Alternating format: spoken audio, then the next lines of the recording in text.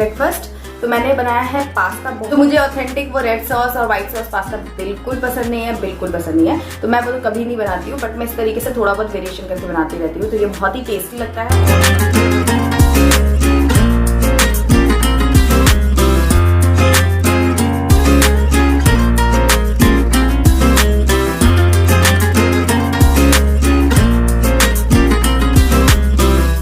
अभी 11 बजे ये ड्रिंक बनाने जा रही हूँ, जो मैंने परसों बनाया था। आप लोगों से जो वीडियो में मैंने कल शेयर किया था, तो उसमें मैंने ये ड्रिंक शेयर तो किया था, बट इसकी रेसिपी और इसमें क्या क्या डाला वो मैंने आप लोगों के साथ में नहीं शेयर किया था।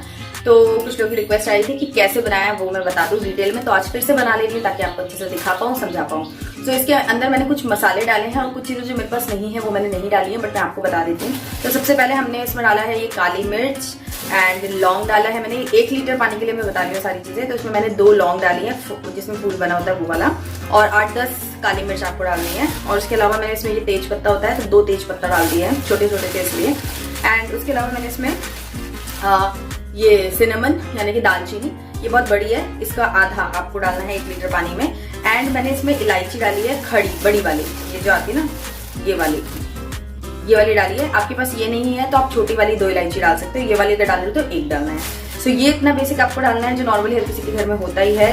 एंड इसके अलावा इसमें अगर आपके पास कच्ची हल्दी आपको मिलती है तो कच्ची हल्दी आप इसमें 1 गांठ पूरी डाल दीजिए अच्छे से। एंड अदरक मैंने डाला है, और तुलसी मैंने उस दिन डाला था, आज मेरे पास तुलसी नहीं थी तो मैंने तुलसी स्किप कर लिया। इसमें तुलसी भी जाती है, बहुत अच्छा लगता है। सो तुलसी आप इसमें डाल दीजिए। एंड मुनक्का मैंने इसमें डाला है, तो मैंने 4 मुनक्का इसमें डाला है। आप 4-5 आप भी डाल सकते। अच्छे से बॉईल कर लेना है थोड़ी देर के लिए, ताकि ये जो पानी है वो अच्छे से रिड्यूस हो जाए, जो भी मसाले हैं वो इसके अंदर इन्फ्यूज हो जाए। एंड देन फिर उसके बाद जब ये इसको कूल डाउन कर लेना है, एकदम गुनगुना सा हो जाए, तब इसमें आप क्या बोलते हैं हनी डाल सकते हो अगर आपको पसंद है तो। और अगर पसंद नहीं है तो आप गुड़ डाल सकते हो। थोड़ा गुड़ जो है वो थोड़ा गर्म में डालोगे तो मेल्ट हो जाएगा वैसे, तो वो डाल दोगे तो इससे थोड़ा सा इसका जो फ्लेवर है ना वो माइल्ड हो जाएगा। मेरा ये बन गया है। अब मैं इसे सब कप में डाल करके फिर आप लोगों से आगे की बात करती हूँ। जो आज मैंने प्रॉमिस किया था कि आज मैं दालों के बारे में बात करने वाली हूँ, तो वो मैं बैठ के आराम से करती हूँ।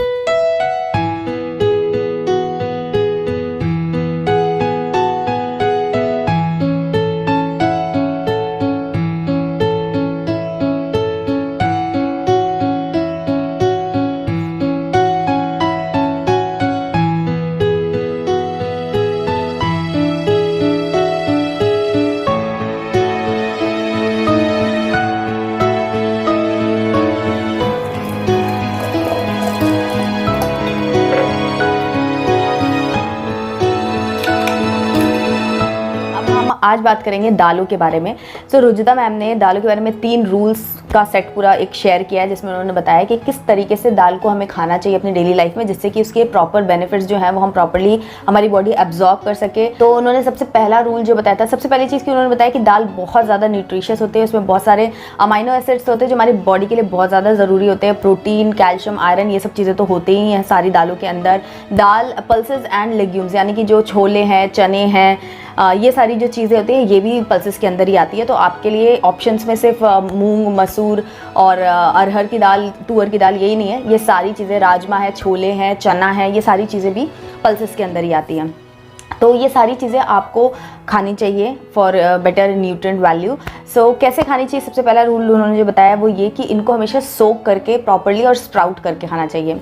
तो जैसे हम चना वगैरह खाते हैं तो उसको स्प्राउट करना बहुत ज़रूरी है। ऐसा उन्होंने बोला कि एक आज जैसे आपने सोक कर दिया और उसके बाद उसका जब वो शाम तक भीग जाएगा, सॉफ्ट हो जाएगा, उसके बाद उसका पानी निकाल करके उसको ओवरनाइट रख दीजिए तो वो स्प्राउट हो जाएगा, उसके बाद उसको खाना है। एंड दालों को जब हम बनाते हैं तो एटलीस्ट 30 मिनट टू 1 आवर पहले आप उसको सोक कर दीजिए। उससे क्या होता है कि दालों में जो अमाइनो एसिड्स होते हैं ना वो हमारी बॉडी में इजीली अब्जॉर्ब नहीं होते अगर हम उसे डायरेक्टली वॉश करके कुक करते हैं, क्योंकि उसके अंदर दालों के अंदर कुछ एंटी न्यूट्रिएंट्स भी होते हैं नेचुरली, जो हमारी बॉडी में उसको अब्जॉर्ब होने, अमाइनो एसिड्स को अब्जॉर्ब करने में हर्डल होते हैं। तो वो जो एंटी न्यूट्रिएंट्स हैं दाल के अंदर, जब हम इसे सोक करते हैं तो वो हट जाते हैं और अमाइनो एसिड्स ईजिली हमारी बॉडी में अब्जॉर्ब हो जाता है और दाल भी ईजिली कुक हो जाती है। आपने देखा ही होगा कि अगर आप उसे सोक कर दीजिए तो उसको कुकिंग टाइम बहुत ही कम हो जाता है और बहुत ही अच्छे से दाल गलती है, तो हमारे लिए डाइजेशन के पॉइंट ऑफ व्यू से भी काफ़ी अच्छा रहता है।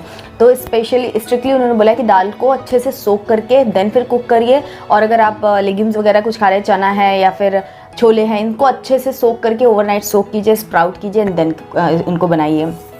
एक पॉइंट यहाँ पर उन्होंने और हाईलाइट किया है कि जो हम स्प्राउट्स वगैरह आपने देखा हो कि लोग कच्चा खा लेते हैं, चना वो सोक किया और उसके बाद अगले दिन उसमें जो स्प्राउट्स हो गए बस उसका सैलड बनाया और खा लिया, तो वो ये सजेस्ट नहीं करती है। वो बोलती हैं कि आपको इसको हल्का कुक करके ही, हल्का नहीं, अगर जैसे चना है या छोले उनको तो ऑब्वियसली अच्छे से ही कुक करना पड़ेगा, लेकिन जो छोले और राजमा उनको तो अच्छे से कुक करना पड़ेगा, बट जैसे मूंग है, मूंग बहुत ही लाइट और सॉफ्ट होती है, तो इसको आप अच्छा सा 1-2 मिनट का स्टीम दे सकते हैं, लेकिन इनको कुक करना बहुत ज़रूरी है। एंड देन फिर इसको खाने से ये ज़्यादा अच्छे रहते हैं। कच्चा खाने की बजाय स्टीम या कुक करके आप इनको खाइए, ऐसा रुजुता मैम ने कहा है। तो पहला पॉइंट ये हो गया। दूसरा पॉइंट उन्होंने बोला है कि कभी भी दाल जो है ना, हम लोगों ने, मैंने तो कई बार मम्मी के मुंह से भी, सबके मुंह से भी सुना है ये बात कि ना दाल को ऐसी दाल पी जाओ, ऐसी दाल पी जाओ, दाल पीते रहो। तो उन्होंने बोला है कि ये चीज़ें लोगों के मन में बहुत रहती है और इसकी वजह से मतलब दाल का जो है ना वो एक्सेस में कंजप्शन करते हैं और उसके बाद उनको स्टमक रिलेटेड इश्यूज़ होते हैं कि दाल खाने से किसी को ब्लोटिंग हो रही है, एसिडिटी हो रही है, कॉन्स्टिपेशन, कुछ भी हो रहा है, क्योंकि दाल एक लिमिट में खाने से आपको उसके बेनिफिट्स मिलेंगे, ओवरडू करने से आपको उसके ड्रॉबैक्स मिलेंगे। तो इसीलिए उन्होंने बोला है कि ओवरडू नहीं करना है, एक लिमिट और एक प्रोपोर्शन में खाना है। अच्छा, यहाँ पर दाल और जो आपके राइस हैं, मिलेट्स हैं, ये सारी चीज़ें जो हैं इनके अंदर, सबके अंदर, जैसे आपका गेहूं है, बाजरा है, ज्वार है, या फिर दालों में आप ले लीजिए मूंग है, तुअर की दाल है, चना है, या छोले हैं, जो भी है इस टाइप की, इन सब के अंदर बहुत सारे अमीनो एसिड्स पाए जाते हैं जो आपकी बॉडी के लिए बहुत अच्छे होते हैं। लेकिन दाल के अंदर कुछ एक ऐसे अमीनो एसिड्स हैं जो आप के लिए ज़रूरी है बट वो उसमें नहीं पाए जाते हैं। और ऐसे ही चावल और आटे के अंदर कुछ ऐसे अमीनो एसिड्स हैं जो पाए जाते हैं जो दाल में नहीं पाए जाते, मतलब कुछ इसमें है और कुछ इसमें है, ऐसे शॉर्ट में समझ लीजिए। तो आपको दोनों की ही ज़रूरत है, इसलिए ऐसा बोला जाता है कि दोनों का जब मिक्स करके जब आप खाते हैं तो आपको एक्चुअल बेनिफिट्स मिलता है। अगर आप सिर्फ दाल खाते हैं, चावल और रोटी नहीं खा रहे, सिर्फ दाल ही खा रहे हैं अपनी डाइट में, तो उससे आपको जो दाल के अंदर अमीनो एसिड्स नहीं है वो आपकी बॉडी को नहीं मिलेंगे। और अगर आप केवल रोटी और सब्ज़ी खा रहे हैं, दाल नहीं खा रहे हैं, तो आपको जो रोटी के अंदर हैं वो तो मिलेंगे, लेकिन जो दाल के अंदर अमीनो एसिड्स हैं वो मिसिंग हो जाएंगे। सो इन शॉर्ट, दाल को हमेशा मिक्स करके आपको चावल के साथ या फिर रोटी के साथ या फिर मिलेट्स के साथ, मतलब आप ज्वार की रोटी है या बाजरे की रोटी है या जो भी इस तरीके की चीज़ें, उनके साथ मिक्स करके आप खाइए। राइट प्रोपोर्शन में खाना बहुत ज़रूरी है। राइट प्रोपोर्शन क्या है, उन्होंने जो मैम ने बताया वो ये कि 1:3 जो है वो, अगर राइस के साथ आप खा रहे हो तो 1 पार्ट आपका दाल होना चाहिए और 3 पार्ट आपका राइस होना चाहिए। लाइक आप छोले चावल खा रहे हो या राजमा चावल खा रहे हो या दाल चावल खा रहे हो, तो 1 पार्ट आपका जितना भी, अगर आप ओवरऑल कुकिंग कर रहे हैं तो 1 कप दाल बनाएंगे आप, तो 3 कप राइस बनाएंगे आप। इस तरीके से आपको रेशियो एडजस्ट करना है। अगर आप रोटी के साथ खा रहे हैं या किसी भी ज्वार बाजरा, ये वाले जो मिलेट्स हैं जो रोटी के फॉर्म में आप खाते हैं जिनको, उनके साथ अगर आप खा रहे हैं तो आपको 1:2 का रेशियो रखना है। मतलब 1 कटोरी दाल के साथ आपको 2 कटोरी ग्रेन्स, ये मिलेट्स और ग्रेन्स जो है वो कंज्यूम करने हैं आपको। तो 1:2 का रेशियो है अगर आप मिलेट्स के साथ में खा रहे हैं और 1:3 का रेशियो अगर आप राइस के साथ में खा रहे हैं। थर्ड पॉइंट जो उन्होंने बोला था वो ये कि आपको हफ्ते में 5 दालों का कंजम्पशन करना चाहिए बदल बदल के।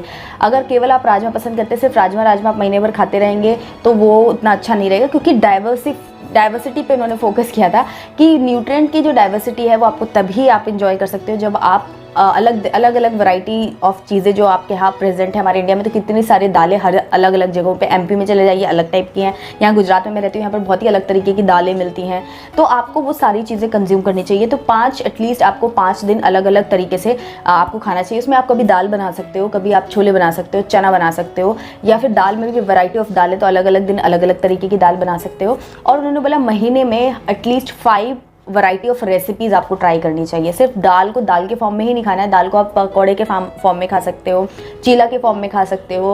उन्होंने हलवा भी बताया था, मूंग दाल का हलवा बहुत अच्छा होता है, तो मूंग दाल का हलवा बना के खा सकते हो। मतलब वैरायटी ऑफ थिंग, जो हम लोग वो खाते हैं इडली डोसा वगैरह खाते हैं, उसमें भी दाल और चावल यूज़ होता है, तो उस तरीके से किसी भी फॉर्म में आपको एटलीस्ट 5 वैरायटी ऑफ रेसिपी आपको ट्राई करनी चाहिए महीने में, और 5 तरीके की दाल या लेग्यूम्स को आपको कंज्यूम करना चाहिए इन 1 वीक में। तो यही है, ये चीज़ें उन्होंने बताई हैं। तो आप अगर चावल बना रहे हो या दाल बना रहे हो, ये मैंने और पहले से भी मुझे पता है, मैं हमेशा से ही दाल को सोक करके आधा घंटा पहले सोक कर दीजिए, नहीं तो रात में भी अगर आप सोक करके इसको रख देंगे तो सुबह सिर्फ 1 सीटी के अंदर आपकी बहुत ही अच्छी सी दाल गली हुई अच्छी सी बन जाती है। तो मैं ऐसे ही करती हूँ, उसमें टाइम भी कम लगता है और आपको प्रॉपर न्यूट्रिएंट्स इजीली आपकी बॉडी में एब्जॉर्ब हो पाते हैं। तो यही आज का टिप था, टिप ऑफ द डे, जो मैम ने बोला है। और कोई क्वेरी आपकी हो तो आप मुझसे कमेंट सेक्शन में पूछना। और देखो, बातें करते करते मैंने चाय तो पी ही नहीं। और क्या देखना चाहते हो, कोई रेसिपी या कुछ देखना चाहते हो तो वो भी मुझे बताना, मैं इंक्लूड करूँगी।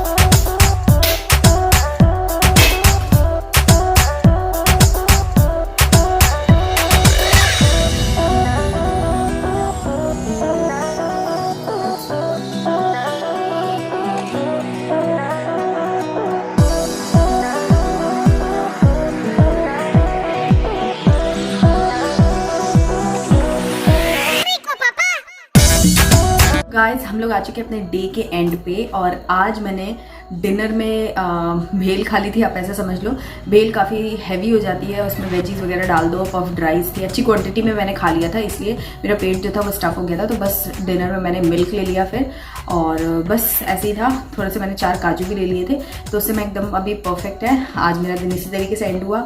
एंड मेरे पास एक कमेंट आया था कि मैं 1 हफ्ते के बाद अपना वेट लॉस मैंने कितना किया 1 हफ्ते में वो अपडेट करूँ। मेरा ऐसा मानना है कि मैं एटलीस्ट 15 डेज कर लूँ, 2 वीक के बाद मैं चेक करूँ, क्योंकि अगर 1 वीक के बाद बहुत ज़्यादा कुछ डिफरेंस नहीं आएगा तो हो सकता है कि मैं डीमोटिवेट हो जाऊँ, या फिर आप लोग देखो तो आप लोग डीमोटिवेट हो जाओ। तो मुझे लगता है एटलीस्ट 15 डेज तो मैं दूँ, ताकि कुछ नोटिसेबल डिफरेंस मुझे ऐसा दिखे कि हाँ मतलब मैं और ज़्यादा कहीं डाउन ना हूँ। मतलब मैं ऐसा सोच रही हूँ, अगर आप लोग को चाहिए तो मैं 1 वीक के बाद अपना जो भी होगा वो मैं आप लोग के साथ में शेयर करूँगी।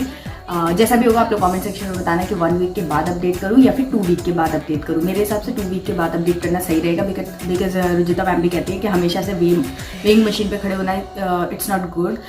कभी कभी वंस इन अ वाइल आप चेक कर सकते हो, कोई दिक्कत नहीं है, लेकिन हमेशा से रेगुलर बेसिस पे चेक करना इज़ नॉट गुड।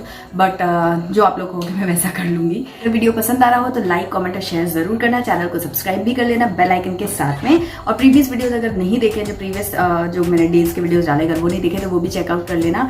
एंड कल का टॉपिक मैं सोच रही हूँ कि ऑयल्स के बारे में बात करूँ या फिर सीड्स के बारे में, जो वो यस कल के वीडियो के लिए तैयार हो जाओ। और मैं आपसे मिलती हूँ कल के एक इंटरेस्टिंग वीडियो के साथ। तब तक के लिए बाय एंड टेक केयर।